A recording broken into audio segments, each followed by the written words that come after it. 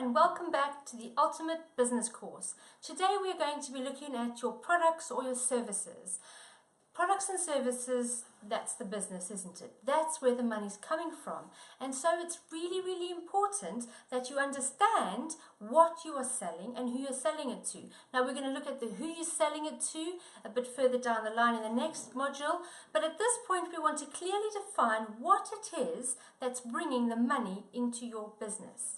And we want to make sure that your target audience also understands what exactly you are selling and how it's valuable to them and why would they want to buy from you. So it's essential that we get this part of the business right. Steve Jobs, a very wise man, once said, "The only way to do great work is to love what you do." And so we're also going to be looking at you in another module. We're going to be looking at what you do, and do you love what you do, and why do you love what you do?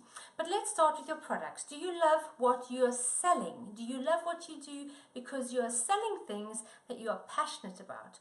Or are you just selling things because you need to make money and you're willing to sell to anybody who will buy? This is not a good way to build a sustainable business, because at some point, well, many points, people will pick up on the lack of passion and that you just want their money, and nobody likes being sold to. So that's not going to work. It might work on one or two people for whatever reasons, but that's not the way to build a sustainable business. And also, if you don't love what you do, if you don't love what you're selling and really believe in what you're selling, then you're not going to enjoy the work that you're doing. You're not going to enjoy building your business. And so yes, of course, we all have bills. Business owners have a real life with real needs and real bills, but you have to put that aside.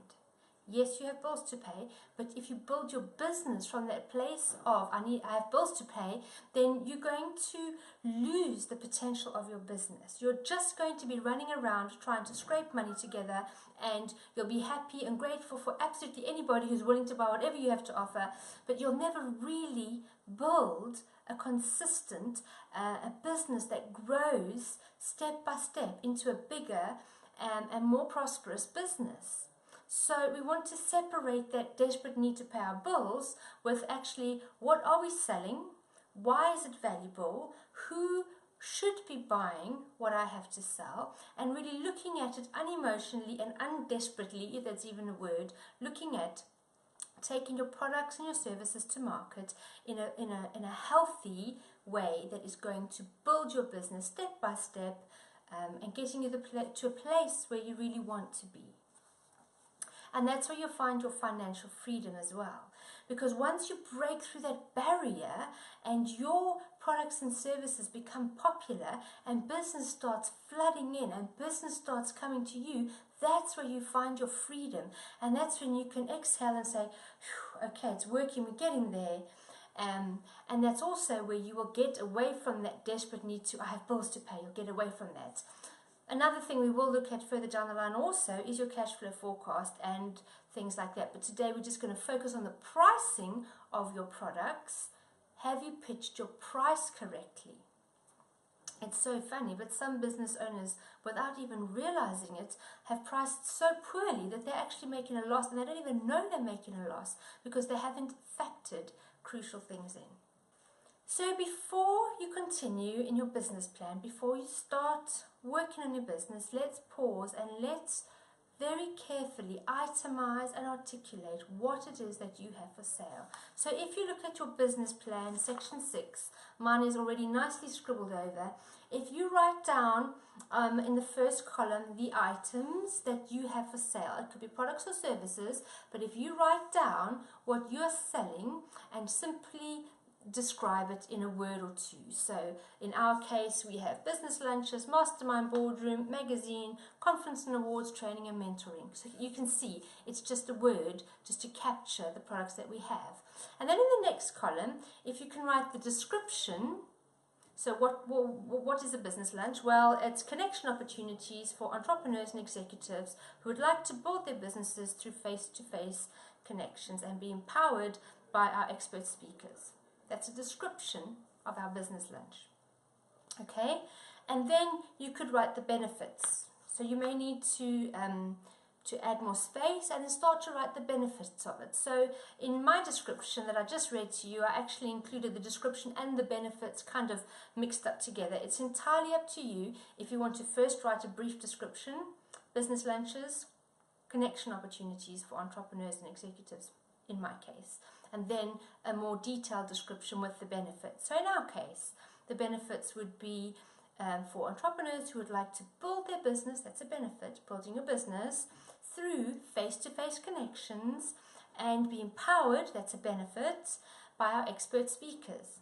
And so that's just a brief overview with our business as an example of listing your items, description and benefits, and then list your current price in the final column. So in our case, we just wrote £30 because our business lunch is £30. And so that's what you need to do next in your business plan, is just put it on paper. Write down absolutely everything that you have for sale, describe it, mention its benefits, and write the price. So for example, I have a Lexus. Great, so I have a car. But what are the benefits of having a Lexus? Once you are clear on what you're selling, let's consider what they do for your ideal customers. It's that brutal. If they don't do anything for anyone, then no one will part with their hard-earned money for it. So what are the benefits of what you're selling? For example, in my Lexus example, the benefits of owning a Lexus, oh, by the way, Lexus, I will send you an invoice for this. The benefits of owning a Lexus extend beyond the pleasure of driving one, with a range of options and events available to owners. Upon purchase of a new Lexus, you will become a member of the Lexus Encore Privileges program, which offers a range of exclusive benefits for you to enjoy. So wow, I've gone from just buying a car to get me from point A to point B to actually becoming a part of this exclusive club. So what's the benefits of a Lexus? Well, Lexus gets me from point A to point B.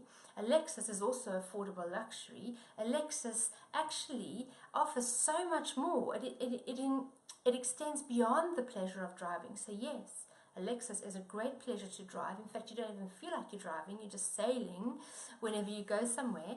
But actually, it has a range of options and events available to owners too. Now, I bet you didn't know that.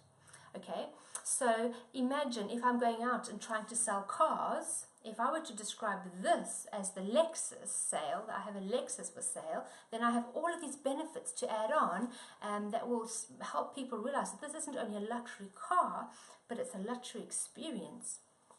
And then we need to look at how your products or services can help people. So in the case of a Lexus, the easiest way to sell is to match a solution to problems, areas, or to ease someone's pain. Knowing how your business can help people will make growing your business much easier. For example, driving a Lexus shouldn't just give you a feeling of exhilaration, it should make you feel protected wherever you go. It will help keep you close to safety no matter how far you venture. What does that mean? Well, did you know that with a Lexus, you are always fully covered with roadside assistance? There's no extra charge. Every single Lexus you see on the road is covered with free AA roadside assistance for life. Whether you go into a Lexus dealer and you pay cash and you drive out with your car, or whether you have a lease hire option, or whatever the case may be, no matter what, you're safe in a Lexus. And I remember a time when we were driving a very old Astra before power steering. So it was like a tank to turn, and I remember that it would overheat regularly to the point that we would have to stop from time to time, open the bonnet and let the engine cool down, fill it up with water, and then continue our journey. I mean, this was our very first car. And I remember never knowing when we were going to break down and not feeling safe, like would we get to the airport in time for my parents' flight? And that was a real example. And on another occasion, we were at the Severn Crossing going from England into Wales, and the car actually broke down right there at the toll gate, holding up an entire queue of traffic behind us. It was really embarrassing.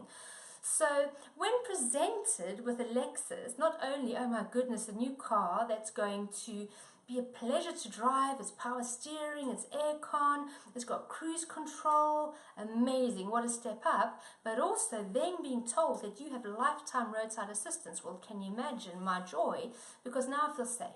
If my car breaks down, it's okay. Any time of day or night, I'm covered. Whereas before, with my beat up old Astra, I broke down, I was stuck. What did I do? Who could I phone? And just really, it was really awful to be in that position. And so for me, if somebody was trying to sell me a car and they're telling me that story like you covered, can you see how their product matches my pain point? So that's really what you want to be doing with your products, is making sure that your product or service is connecting to your ideal customer's pain point. And then it's an easy sell. The next thing we want to look at with our products or our services is creating standard products and services. So what we like to do at the Women's Business Club is to help you to find a way to group and package and create memorable and sticky titles and labels for your products or services. So the first thing we're going to do is we're going to look at the list that you created and we're going to group. So what on your list is similar that can be grouped into a particular category, or perhaps there's even duplication, so you can cross one out and add it up to one of the other rows. So you need to have a good look at everything you've written down and then group them or match them so that you've kind of got everything that's similar or close into one name, fitting into one name. And then what you want to do is you want to consider how much work you're putting into pleasing everyone, and rather come up with some standard products that you feel are offering your ideal clients exactly what they need. For example, Dell computers. Now these are examples. Don't go to the Dell website because you won't find this there. I'm making it up as an example, but the principle still works with Dell. I don't know the technical specs of the Dell computer, so I'm making this up, all right? But with the example of Dell, Dell doesn't say to you, come to our website and we can give you absolutely any computer you want, any color, any spec, absolutely anything. What they do is they say, come to our website, we have 4 basic computers. We have your entry-level computer for your student or for, occasional use. Then we have your next level up computer, which gives you a bit more memory and a bit more speed. And then we have the E500, which gives you all these other amazing things. And then we have your luxury computer, which offers you, etc., etc. They have 4 standard computers, right? And then you have the choice of customizations, bolt-on add-ons. So yes, I want the standard computer, but I want to tick the box for the extra mouse because I don't always want to use the touchpad, and I want to tick the box for extra RAM. But no, I don't need Norton antivirus. No, I don't need whatever other options you get on a computer. I don't need a webcam, blah, blah, blah. So you've got your standard computers, and then you've got your little add-ons or bolt-ons. So we call it standard products and then customized serving. So you serve your clients by giving them these little extras. And that's kind of an example of how a computer company would work, such as Dell. And then another example would be a florist. A florist who says to their client base, come to my website, you can have absolutely any flower in absolutely any configuration and absolutely any add-on. Can you imagine how much they would lose from having to, number one, have access to every flower under the sun, and number two, have to spend all their time coming up with all these different arrangements and then have to figure out all these extras that people want? It would be a disaster. So that's not how it would work. If you went to an excellent florist such as Bunches, bunches.co.uk, have a look at their website. They have a variety of standard arrangements that you can choose from. Now, I don't know the number. Again, this is a real website, but I'm making up the details, all right? So don't go looking for this. But this is kind of an overview of how Bunches work. So Bunches, say, for example, have 20 standard bouquets. I don't know the number, but just let's say they have 20 standard bouquets. You'll go to their website and you will see, oh, there's 20 to choose from. So you look at them and you choose, I want this bouquet with the sunflowers in, for example, right? You've chosen your standard product. They've created 20 standard products and you have selected a standard product, their bouquet. You cannot email them and say, I would like pink roses with that sunflower bouquet, please. They will email back and say, I'm sorry, we don't do that. And that's not because they don't value your business. That's not because they don't want to please their customers. That's because they have standard products. And there's a reason why we have standard products as business owners. In fact, I've even tried and said, I would like a particular bouquet for my clubs across the country. And they won't do that. Why? Because they have standard products. And even if that meant turning away the business of a national company, it's just not what they do. So that's how important it is to be very firm on your standard products. However, I've added my sunflower bouquet to the basket, and then I've gone to checkout. Then you have options, customized serving, right? You could have, would you like a personalized card for extra £1? Click yes or no. Would you like to add a little fluffy teddy or a balloon or a little butterfly and a stick into your bouquet for extra £3.50? Tick yes or no. Next, would you like a box of chocolates added to this? Tick yes or no. You get to checkout. And the point I'm trying to make is they have their set standard products, then they have their customized serving where you can have all of your little extras. But from their point of view, everything's set. Here's the menu, here's what they offer. To be a business that doesn't have standard products and customized service is actually ridiculous. Can you imagine going to a restaurant where you could have anything you wanted any time of day or night? How on earth would the restaurant be able to cope with that much food and ingredients and recipes, staff? It would be ridiculous, and you go to business. In the same way, how many of us have a business where we want to please everyone? Where we want to provide products or services that are tweaked for every single of our customers or clients. Can you see, have I painted a picture of how ridiculous that would be? So, consider your list, all right? And have a look at what you're currently offering and see how you can package them into standard products, and then have a look at what you could have as optional extras, customizations, customized serving, little bolt-ons, or little additional things that people can purchase in addition to their standard products. The Exact Target survey said 36% of customers like a fan page to receive a freebie. So that would be, for example, your Facebook page. They would like it if you were offering a freebie in exchange for their like. Now, how many of you would like to have 36% more customers simply from offering a freebie? So the next thing we want to take a look at is we want to look at what can you offer for free. Gasp, horror, what, free? It's not that scary. Your freebie is something that you're going to create that's going to, first of all, elevate your position, raise you as an expert, showing people that you know what you're talking about. So it could be something that will show your expertise. So you could create an ebook, and I'm massively in favor of these mini ebooks.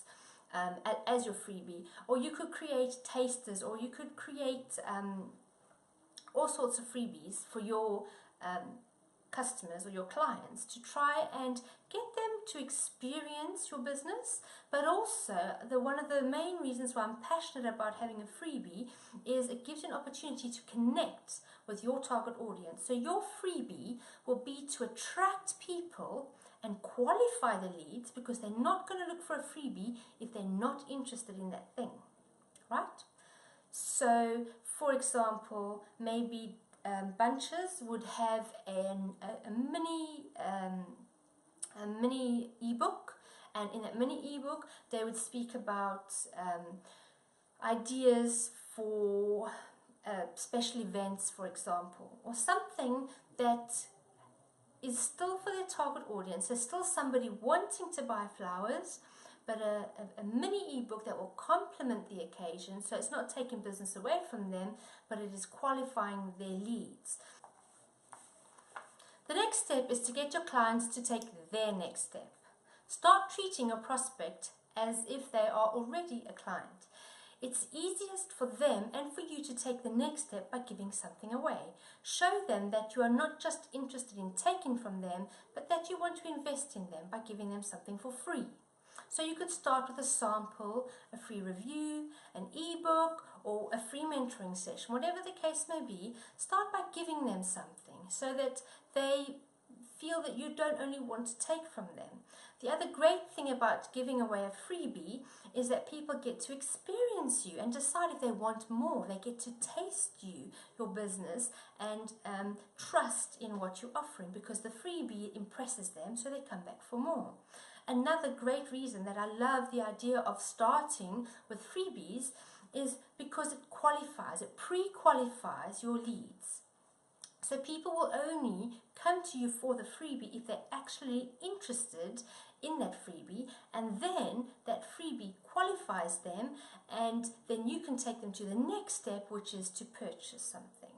And so can you see how freebies don't have to be that scary? It's not like, oh, I've got to give away something for free. It's more a case of it's saving you a lot of time and money, because you are then attracting pre-qualified leads to you, and also you're starting them on the buying journey with you. So it's essential that you have freebies available, and you can create very simple things. Samples are great freebies. People get to experience it and then decide they want to buy the full thing. You could have tasters, so that could be tasters of actually eating, it could be food tasters, it could be taster sessions of a service that you offer. And one of my personal favorites is mini ebooks. Absolutely love mini ebooks, because what that does is it positions you as an expert in your field. You've created these mini ebooks, and I would even recommend a mini ebook per area of your products or services, so that you are attracting qualified leads to that product or service. So each product or service could have their own freebie, so that then you are attracting these qualified leads to you, which is fantastic, because your freebies are actually working for you.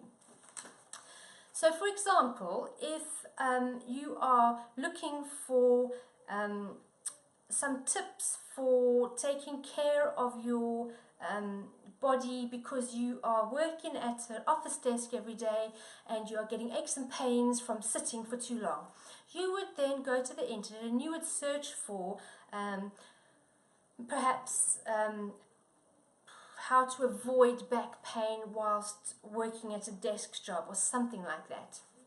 So you would actually do the research for that, and then hopefully what would come up is an article or a blog post or a mini ebook that gives you top 10 tips for avoiding permanent damage to your back and shoulders whilst at a desk job. This is a made-up example on the spot, as you can probably tell. Now, that person who provided that freebie has then got my attention, because after applying their tips for a few times, I'm finding that actually I'm starting to feel much better. And then what I'll do is perhaps find out more about them and see, oh wow, they offer massage, and massage isn't actually a luxury. Massage is a necessity, because it keeps our bodies in peak condition. It gives us the necessary break that we need after sitting at a desk all day, and various other reasons, which clearly I'm not an expert in this, because I don't really know what I'm talking about, but I'm just trying to give you an example. And so then that massage therapist would then have pre-qualified me, because I've gone looking for a solution. They would then be able to get in touch with me, because I've given them my contact details when I applied to download the free ebook, and then they can get in touch with me and they can say, how is it going? Did you find my tips help? Did you know that I also offer this, and would you be interested in buying it? And then that will be their next level product or service they can sell to me at a little bit more than free. And then from there, they could always take me up to the next level. So you can you see how it's stepping stones? Not everybody will come to your business through a freebie. Some people really love what you offer. They found you and they want it all. I've had that as well in the Women's Business Club. I've had people find me and buy everything all at once. There was no freebie involved at all. But a lot of people see that there's a lot of competition, and they want to know what's different about Women's Business Club compared to all the other women's business networks out there. And so the things that we put out as freebies, those will be the things that will help them see how we're different. Or if we do taster sessions and allow them to come to a lunch or a mastermind boardroom for free, or send them one of our free magazines, then they can experience us a bit more and then feel more confident to take the next step. So just to summarize, so you have your list of products and services, you have grouped them nicely, you've got your descriptions and you've got your price points, and now you have started creating your freebie. And your freebie isn't just something that you're going to give away, it is something that is going to strategically and specifically attract qualified leads to your particular product or service, so you're matching them. Knowing your costs. The next part of your product and service development is understanding the costing side of it. Many people think that they've costed correctly because they have factored in their time and they've factored in the cost of the materials, or if it's a service business, they've thought, well, it's just time and this is how much my time is worth. Few business owners actually really consider how much goes into their products or services, and so you want to be looking at various costs, not only time, not only materials, but you want to be looking at premises, utilities, transport, staff. You want to be looking at all sorts of things.